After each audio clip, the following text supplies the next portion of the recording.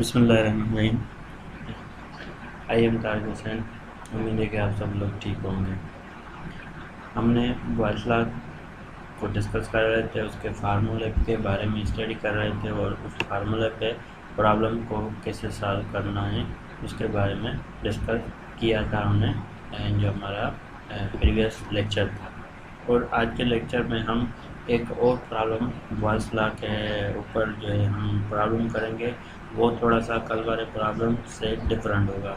कल हमने ये प्रॉब्लम किया था, इसमें टेम्परेचर के बारे में कोई जो है वो मिला हुआ नहीं था। ठीक है, आज जो हम प्रॉब्लम नंबर 2 कर रहे हैं उसके अंदर टेम्परेचर हमें मिला हुआ है। ठीक है, तो इसको कैसे देखना है, ये जो मैं यहाँ पे चीज़ आप लोगों को बता रहा हूँ, ये जो है ये बहुत इम्पोर्टेंट है। ठीक है, आप लोगों को ये समझ में आ गई तो समझो इस दोनों चीज़ों प्रॉब्लम को समझना है। ठीक है, इसके अंदर हम दो ही प्रॉब्लम इम्पोर्टेंट होते हैं, दोनों में थोड़ी सी चेंजिंग है। वो समझाने के लिए मैंने ये दो प्रॉब्लम यहाँ पे रखे हुए हैं इसके अंदर। ठीक है, तो आप दोनों को ये दोनों समझ में आ गए तो आप किसी भी बुक को, ठीक है, किसी भी नोट्स में जितने प्रॉब्लम होंगे वो वाइसला के मुताबिक, ठीक है, वो आप आराम से कर सकते हैं, उसमें कोई भी आपको इशू नहीं आएगा। तो प्रॉब्लम नंबर 2 को सबसे पहले हम स्टेटमेंट पढ़ेंगे, उसके बाद डेटा बनाएंगे। अब जो यहाँ पे मिला हुआ है, ठीक है, डेटा मिली हुई है, उसको आप क्या करना है, आपको अंडरलाइन करना है वहाँ पे प्रॉब्लम के अंदर। सबसे पहले हमें कह रहा है कि हीलियम गैस है, उसका वॉल्यूम मिला हुआ है। वो कितना है, वॉल्यूम जो है वो है, अब वॉल्यूम कैसे, यहाँ पे आप जब इसको पढ़ेंगे कह रहा है कि 200 litre helium gas at a pressure of 28 degree and pressure of, sorry ये यहाँ पे गलत लिखा हुआ है, इसने टेम्परेचर लिखना है यहाँ पे। ठीक है, तो ये है टेम्परेचर, ये प्रेशर नहीं है। ठीक है, ये है टेम्परेचर, मैं इसको T लिख लेता हूँ, ये हमारा टेम्परेचर है, ये प्रेशर ये है। ठीक है, तो यहाँ पे कह रहा है कि 200 लीटर हीलियम गैस है 200 लीटर। अब आप लोग सोच रहे होंगे कि मैंने वॉल्यूम लिखा है, हम मुझे कैसे पता चला कि ये वॉल्यूम है। मुझे पता चला इसके यूनिट से। ठीक है, आप इसका यूनिट देख लें, कहीं कहीं जो कल हमने प्रॉब्लम किया था उसके अंदर लिखा हुआ था कि जो इसका वॉल्यूम है, नाइट्रोजन गैस का जो वॉल्यूम था वो इतना था। ठीक है, और इस प्रॉब्लम में ये चीज़ नहीं लिखी हुई। ठीक है, वॉल्यूम कहीं भी यहाँ पे नहीं लिखा हुआ, डायरेक्ट ये वैल्यू दिया हुआ है।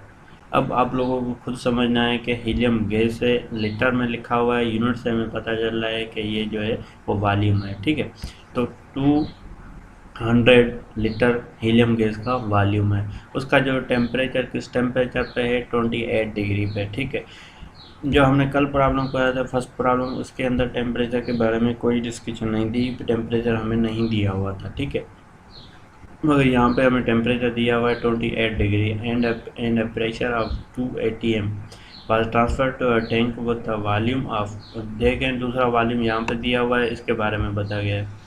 तो ये जो हमारा वॉल्यूम था ये 1 हो जाएगा और ये जो वॉल्यूम है हमारा वो V2 हो जाएगा। ठीक है, ये मैं डेटा बना रहा हूँ, ये आपको डेटा बना के दूंगा यहाँ पे। फिर सिर्फ क्या करना है, इस डेटा में सारे वैल्यूज मिल जाएंगे फार्मूला के मुताबिक, वाइसला के मुताबिक, फिर वहाँ पे पुट करके उसको मैथमेटिकल सॉल्व करना है। ये इसमें कोई बड़ा मसला नहीं है। इसमें जो इशू आता है स्टूडेंट को स्टेटमेंट समझने में मसला होता है। ठीक है, जैसे मैंने बताया कि यहाँ पे अभी वॉल्यूम नहीं लिखा हुआ तो कुछ स्टूडेंट इसमें कंफ्यूज हो जाएंगे, और उसके बाद यहाँ पे टेम्परेचर मिला हुआ है, कुछ स्टूडेंट क्या करेंगे इसके अंदर कंफ्यूज आएंगे, सर ये जो हमारे पास वाइसला का फार्मूला है यहाँ पे टेम्परेचर तो कोई है ही नहीं और यहाँ पे मिला हुआ है। ठीक है, तो ये सारी कन्फ्यूजन आपको यहाँ पे स्टेटमेंट में ये क्लियर करनी, ये समझनी है।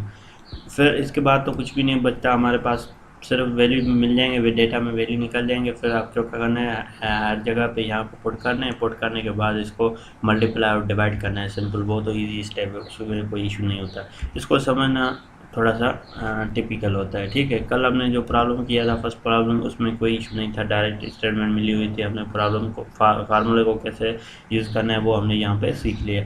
आज दूसरे प्रॉब्लम में थोड़ी सी लेवल हम ऊपर जाएंगे और यहाँ पे देखेंगे। ठीक है। तो ये जो वॉल्यूम मिला हुआ है वो 68.0 लीटर, वो हमारा V2 हो जाएगा। उसके बाद what is the internal pressure, इसका मतलब है कि जो हमारा P1 है, ठीक है, ये हमारा P1 है, P1 हमें ये मिला हुआ है, ठीक है, 2 ATM। और उसके बाद जो दूसरा प्रेशर है वो हमें मालूम करना है, मतलब कि P2 हमें मालूम करना है, ठीक है। हमें मालूम का क्या करना होता है, वो चीज़ भी ढूंढ के निकालना हमें जो है ना बहुत बड़ा मुश्किल काम होता है कि हमें जो चीज़ मालूम करनी होती है, ठीक है। अब डेटा आपके सामने आ गई, इजी था, उसमें कुछ भी नहीं था। क्या था, हमने V1 हमें मिल गया, V2 भी हमें मिल गया, ये हमारा V2 है, ठीक है। ये रहा ये जो ऊपर लिखा हुआ है, ठीक है, ये हमारा V1 है। उसके बाद ये जो है हमारा V2 है, और उसके बाद P1 हमें ये मिला हुआ है, यहाँ पे आप देख सकते हैं, ठीक है, ये हमारा P1 है। उसके बाद P2 हमें मालूम करना है। और यहाँ पे बात रही टेम्परेचर की। अब इन्होंने टेम्परेचर हमें एडिशनली बताया गया है यहाँ पे कि टेम्परेचर 28 था, और उसके बाद भी टेम्परेचर जो बाद में था, मतलब अगर T1 और T2 की बात करें तो टेम्परेचर दोनों सेम ही है, तो उसको T1 T2 को हम T कहते हैं, वो टेम्परेचर सेम ही है। अब ये बॉयल्स लॉ की यहाँ पे कंडीशन बता रहा है, टेम्परेचर सेम होने की मतलब है कि 28 है, उसके बाद फाइनल में कह रहा है फिर भी टेम्परेचर प्रेशर वॉल्यूम चेंज होने के बाद फिर भी टेम्परेचर मेंटेन रहेगा, मतलब 28 ही रहेगा। ये हमें कंडीशन बता रहा है कि ये बॉयल्स लॉ है। बॉयल्स लॉ में हमने क्या पढ़ा था कि हमारा जो टेम्परेचर होता है वो हमारा कांस्टेंट रहेगा इस फार्मूला के अंदर। तो जो हमने पहले प्रॉब्लम किया था उसके अंदर ऐसी कोई बात नहीं थी। इसमें क्या बताया गया था, इसमें सिर्फ ये बताया गया है कि temperature is held constant, temperature सिर्फ कांस्टेंट रहेगा। और यहाँ पे पहले प्रॉब्लम के इस प्रॉब्लम के अंदर टेम्परेचर थ्योरेटिकल कह रहा है कि कांस्टेंट रहेगा, और यहाँ पे हमें वैल्यू देके मैंने स्टूडेंट को कंफ्यूज करने की कोशिश की है इस प्रॉब्लम में, कि स्टूडेंट कंफ्यूज होंगे, मगर आपके जो कॉन्सेप्ट हैं अगर वो क्लियर होंगे तो आपको यहाँ पे कोई भी कन्फ्यूजन नहीं होगी, क्योंकि 28 डिग्री और उसके बाद टेम्परेचर फिर भी कह रहा है जो T2 होगा वो हमारा मेंटेन होगा, ठीक है। तो ये जो है यहाँ पे ये इस प्रॉब्लम के अंदर टेम्परेचर हमारा कांस्टेंट रहेगा। ये हमें निशानगी कर रहा है कि बॉयल्स लॉ जो है हमारा वो लॉ यहाँ पे यूज़ हो रहा है। अगर टेम्परेचर यहाँ पे भी डिफरेंट होता है, यहाँ पे भी डिफरेंट होता है, ठीक है, अगर सेम नहीं होता, टेम्परेचर कांस्टेंट नहीं होता, तो फिर बॉयल्स लॉ इस्तेमाल नहीं होगा, फिर चार्लीज लॉ ही इस्तेमाल किया जाएगा हमें, ठीक है। तो ये चीज़ें हमें यहाँ पे माइंड में रखनी है और समझनी है इसके अंदर, ठीक है। अब जिन बच्चों को ये कॉन्सेप्ट क्लियर नहीं होता है ना कि यहाँ पे टेम्परेचर और फाइनल में टेम्परेचर अगर T1 और T2 जो टेम्परेचर है दोनों सेम ही है तो बॉयल्स लॉ का रिप्रेजेंटेशन करता है।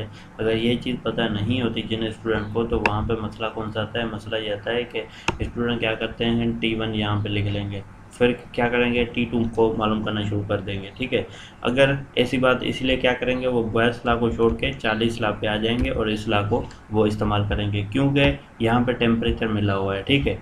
और उसके बाद इसी स्टेटमेंट के अंदर यहाँ पे जो है प्रेशर भी मिला हुआ है और वॉल्यूम भी मिला हुआ है। यहाँ पे प्रेशर का कोई इस्तेमाल है ही नहीं इस फार्मूला। तो फिर क्या करते हैं, फिर बच्चे कंफ्यूज हो जाते हैं कि हमें बॉयल्स लॉ करना है चार्लीज लॉ। तो यहाँ पे समझने वाली बात यह है कि अगर आपको टेम्परेचर कांस्टेंट मिल रहा है, दोनों सेम मिल रहे हैं, ठीक है, तो आपको क्या करना है, आपको बॉयल्स लॉ ही इस्तेमाल करता है, क्योंकि बॉयल्स लॉ स्टेटमेंट के अंदर जो है हमारा टेम्परेचर वो कांस्टेंट रहता है, वो चेंज नहीं होता, ठीक है। तो इसी तरह आपको P1 V1 और P2 V2 मिल गया, ठीक है। तो ये अब V1 और V2 भी मिल गया। तो हमें जो चीज़ फाइंड करनी है, ये फार्मूला आपके पास लिखा हुआ है, इसके अंदर ये वैल्यू सारे मैंने निकाल दी और समझा दिया। यहाँ पे पुट करेंगे, मैथमेटिकली मल्टीप्लिकेशन करेंगे, उसके बाद डिवीजन करेंगे, तो आपको फार्मूला प्रॉब्लम में ये सॉल्व हो जाएगा, इसमें कोई इशू नहीं आएगा इंशाल्लाह आपको, ठीक है। तो अगर आपके ये हो जाता है, आपको समझ में आ रहा है तो ठीक है, अगर फिर भी समझ में नहीं आ रहा तो आप मुझसे जूम पर पूछ सकते हैं, जो हमारे क्यूरी के यहाँ पे आंसर क्वेश्चन करते हैं हम, वहाँ पे आप पूछ सकते हैं। कंफ्यूजन हो सकता है मैं वहाँ पे भी डिस्कस करूँ अगर स्टूडेंट मौजूद रहे तो, ठीक है। तो आज के लिए इतना, इंशाल्लाह कल हमने बॉयल्स लॉ पे 2 प्रॉब्लम कर लिया, उसके बाद कल हम चार्लीज लॉ पे 2-3 प्रॉब्लम वहाँ पे भी इंशाल्लाह हम करेंगे, ठीक है। थैंक यू, शुक्रिया।